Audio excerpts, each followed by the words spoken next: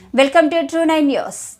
మహబూబ్ నగర్ జిల్లా దేవరకద్ర నియోజకవర్గంకు చెందిన BJP senior నాయకుడు ఎగ్గాని నరసింహులు మీడియా సమావేశం నిర్వహించారు. ఈ సందర్భంగా ఆయన మాట్లాడుతూ Mahabubnagar MP ticket BC మాజీ వర్గానికి చెందిన శాంతికుమార్కు ఇవ్వాలని బీజేపీ అధిష్టానానికి విజ్ఞప్తి చేశారు. అదేవిధంగా డీకే అరుణ గద్వాల ఎమ్మెల్యే టికెట్ బీసీల కోసం త్యాగం చేసినట్టు మహబూబ్ నగర్ ఎంపీ టికెట్ను కూడా బీసీల కోసం త్యాగం చేసి శాంతికుమార్కు ఇప్పించి దగ్గరుండి గెలిపించారన్నారు. బీసీలకు మొదటి ప్రాధాన్యత ఇచ్చి టికెట్ ఇవ్వాలన్నారు.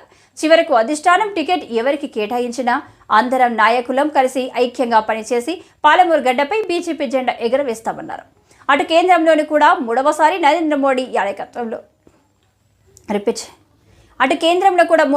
నరేంద్ర మోడీ నాయకత్వంలోని బీజేపీ ప్రభుత్వం ఏర్పడుతుందని ధీమా వ్యక్తం చేశారు.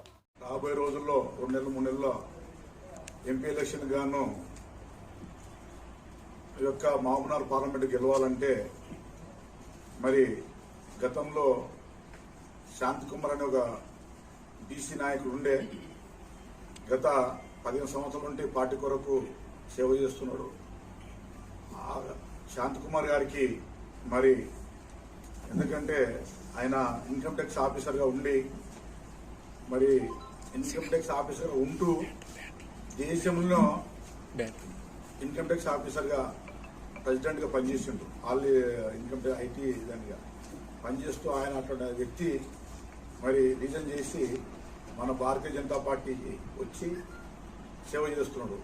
అలాంటి వ్యక్తి 2014లో టికెట్ ఆశించాడు. టికెట్ రాలేకపోయింది. నాగార్జున దగ్గర వచ్చారు, ఆయనకి ఇచ్చారు. మరి 2019లో కూడా నామినేషన్ ఇచ్చే టైంలో కూడా ఆయన డీకా మేడం అరుణ గారు వచ్చారు. ఆయనకు మరి త్యాగం చేయాల్సి వచ్చింది, త్యాగం చేసిండు. నేను చెప్పాల్సింది ఏంటంటే ఇప్పుడు 2024లో మహబూబ్నగర్ పార్లమెంట్ గెలవాలంటే మరి బీసీలకు అవకాశం ఇస్తే, శాంతికుమార్ గారికి అవకాశం ఇస్తే బాగుంటుందనే మా భావన. టికెట్ ఇచ్చి పార్టీ టికెట్ ఇస్తే మేము అందరం కూడా కలిసి గెలిపించుకుంటాం. మేడం గారు కూడా డీకే అరుణ మేడం గారు గతంలో గద్వాల్లో ఉండి పోటీ చేయకుండా బీసీలకు త్యాగం చేసింది. ఇక్కడ శివకుమార్ అనే ఒక వ్యక్తికి త్యాగం చేసింది. అదేవిధంగా డీకే అరుణ మేడం గారు ఇక్కడ మహబూబ్నగర్ పార్లమెంట్ కూడా, ఎందుకంటే గతంలో టికెట్ ఇచ్చారు, చూశారు మీరు, అందరికి టికెట్ ఇచ్చారు కానీ శాంతికుమార్ గారికి టికెట్ ఇవ్వలేకపోయారు.